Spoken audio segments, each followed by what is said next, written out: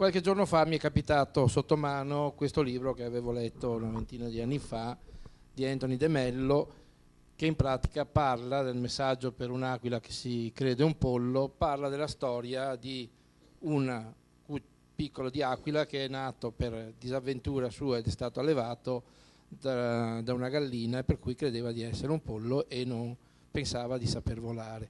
Fondamentalmente questa è la situazione, se possiamo passare alla pagina dopo, grazie, che attualmente al di fuori del Veneto, in particolare l'Italia, ha dell'idea, la Chioccia Italia ha dell'idea del popolo veneto, cioè polli da spennare tranquillamente, come vedete, e sicuramente tanti veneti sono convinti di essere polli e sono convinti di doversi farsi spennare e ringraziare la Chioccia Italica di quel po' di mangime che gli dà, e loro gli restituiscono delle bellissime uova.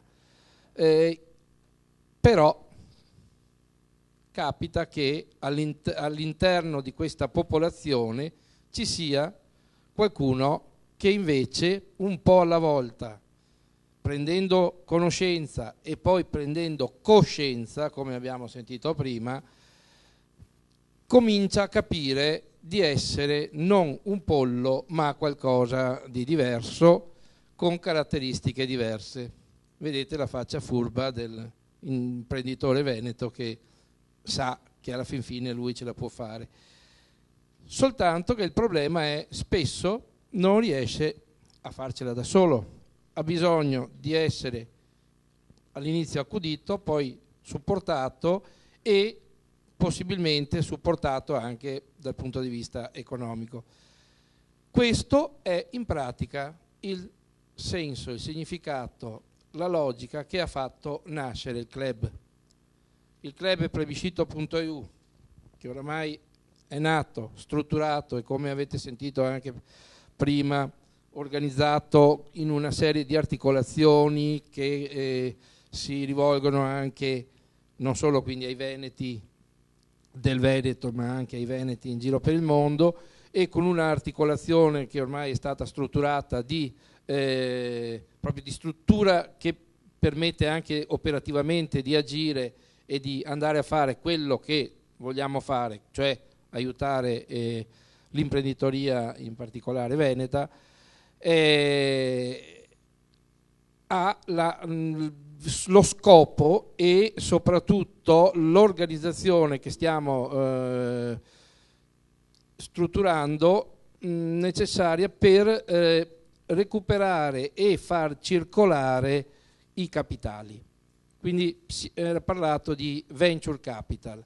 L'idea di fondo è quella di dire: questo signorino che ha delle idee, che ha voglia di imparare a volare, che ha finalmente capito che non è un pollastro, ha bisogno anche di capitali. Quello è quello che fondamentalmente come club noi abbiamo intenzione di fare. Se passi alla pagina dopo, tant'è vero che questo che Anthony De Mello aveva già individuato circa 15 anni fa, perché credo che queste istruzioni di volo siano del fine degli anni 90, è il club. Voi vedete la copertina del club in pratica, l'organizzazione che intende istruire e supportare l'Aquila a imparare a volare, dandogli del tutto. Passiamo avanti, gli diamo alla fine il brevetto di volo e alla fine l'Aquila si librerà tranquillamente, forse con la testa di leone se vogliamo, anche se lì non la vedete, all'interno nel cielo e nell'organizzazione.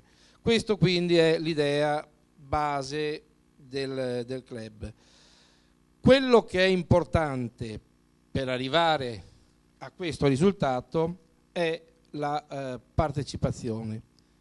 Natalino Giollo appunto ha detto: bisogna in qualche modo prendere coscienza, bisogna capire e bisogna aiutare.